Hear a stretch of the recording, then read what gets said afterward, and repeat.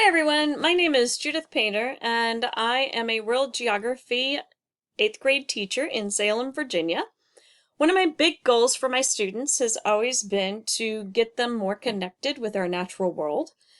And after going to Antarctica, I realized that I needed to get them connected with their natural world even in their local area. They didn't have to go far to find things.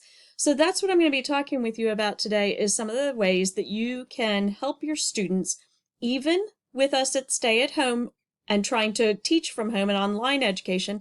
There are ways you can get them involved. The way that I'm going to show you today is with iNaturalist. iNaturalist is a free app and website that helps connect students with what has been collected, found by explorers around the world, naturalists around the world. There are species ranging from underwater to on land to in the air. So all different kinds of ideas and ways to get them interested. So I'm going to share two assignments. The first one is an assignment that I did on North Africa and Southwest Asia. This had the students be introduced to the region. Normally, the students would get an introduction to the region by working on a map and kind of getting their feel for where the area is, what do they know beforehand. But online learning has put that a little differently. So rather than have the students just make a map, I decided they needed to work with the map of the region. So with observations, there is a map that shows up. And what I did was I set up a project that collected all the observations that have been made in any of the countries that are in the region we were studying. The students could then have a choice to look specifically within a country.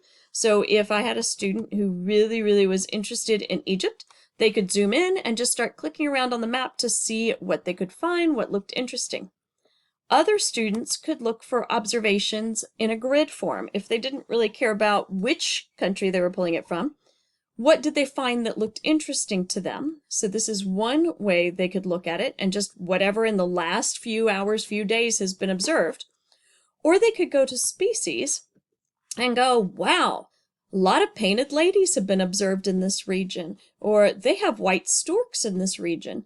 So it allowed the students to explore based on what might interest them as they were going along.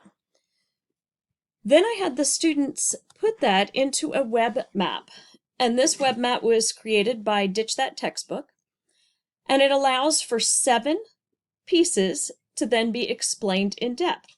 So for this, I created the directions for the students that the blue boxes were for them to put the species in. Didn't matter to me what species they picked. Some of them went after certain colors. Everything that was purple, they went after those species. Some of them went after underwater species. Some did lizards. It was really up to the students.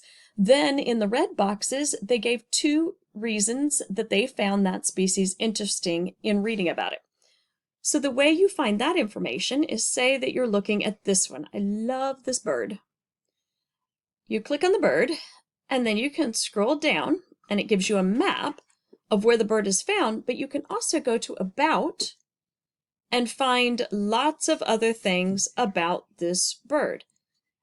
And so students can use the information, they can use what the bird looked like to put in their red box.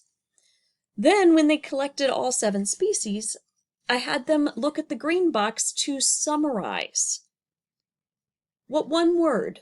It could be an emotion, it could be a color, it could be a thought, it could be a region, or phrase really summed up your learning about these species. And the students really did a great job.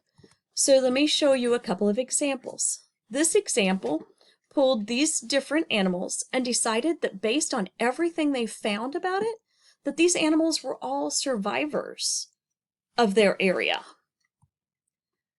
This student pulled birds, and he decided that they were all awesomely colored birds. Not just colorful, but awesomely colorful.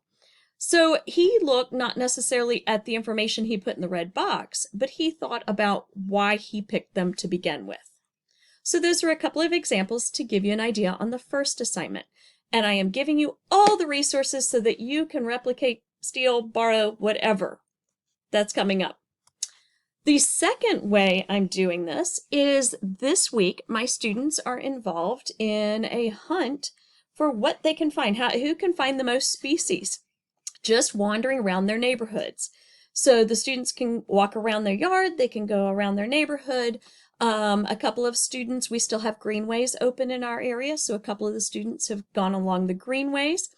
I was very specific with them about be careful, follow the safe distancing guidelines, follow any of the stay-at-home orders, don't trespass onto somebody else's land, that type of thing. And then I had 12 students who decided to do the assignment this way. And what they did was they just went out and observed. So I've got my 12 observers, and if we go to their observations, these are what they have found so far. So these are my students' pictures, just going out. And some of them said they didn't realize how much was actually in their own yard or in their neighborhood. That's been a very common piece that I've heard from some of these students. Some of them have been taking out their better cameras, trying to catch glimpses. They're all learning that if you take a picture too far away, you can't necessarily analyze it as well. So then that's my observers. You'll see that they have found 86 species so far. Very typical species for our area. I did ask them not to put their own pets on there. I did have one student who did, but for the most part, they've been really good about trying to stay away from human plantings, human pets, that type of thing. So what if the student says, hey, Miss Painter, this is all great, but I really don't want to do an iNaturalist account? So then I came up with a second choice for them. And this is the choice that if they want to go out and just collect pictures, they can paste them into here, and then their job is to try to figure out what do they think it is? Where was it? Describe kind of the area it was around. They are welcome to do more than 3 if they want. That was their choice. But 3 is what I required just to get them out and looking around and connecting with the natural world. Now, what if I had a student who didn't have a device, didn't want to take their Chromebook out to take pictures, and didn't really want to do iNaturalist? So I came up with a third way to do this. And that third way is to paste 3 photos of your observations, which means you're going out and sketching it. You're going out and doing more of a natural journaling. And then you bring it in and hold up the journal to your Chromebook and take that picture. Right now, I actually haven't had any students who chose that option, so I'm kind of curious to see what happens. And I will definitely share with you the results of this, since this is an ongoing project, when you join me on Twitter. So let me share with you a couple of other resources. iNaturalist is a login program. You have to log into the app and have an account. But what if you have younger students or students that don't want to log in, like the ones that I had in Choice 2 and Choice 3? So Seek is a fantastic app to consider. Seek allows you to take the picture, and then you can either import it right away into Seek, like you could take the picture in Seek, or you could have taken the picture 5 days ago and you're like, I wonder what this is. So you can bring it into Seek. Now, Seek is only an app on a device. It's not a website. But the really cool thing about it is you don't need to make an account. It's extremely user-friendly for younger kids. My 9-year-old had no problem picking up this and going boom, boom, boom and finding out what he was looking at. They will find very quickly that they need to often take better pictures, focus better, and that type of thing. But the really cool thing about Seek is it works offline.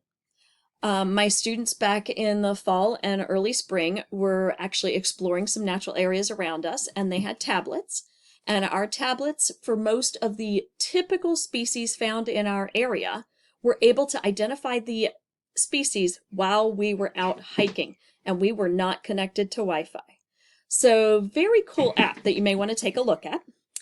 iNaturalist also offers a lot of great teacher resources. So if you want more beyond what I'm sharing with you, there are a lot of great things to look at. And so you can come down, that talks about how to make a useful observation, which I talked with my students about. It talks about, as the teacher, going in and making sure that you're double checking on what your students are putting on, helping that type of thing, watching out for copyrights, etc. It gives you some do's and don'ts. It goes into how projects and so on. And I will be sharing with you in a document a bunch of resources, including videos to support you as you go into this new process. So I invite you to learn more about iNaturalist and talk with me some on Twitter now.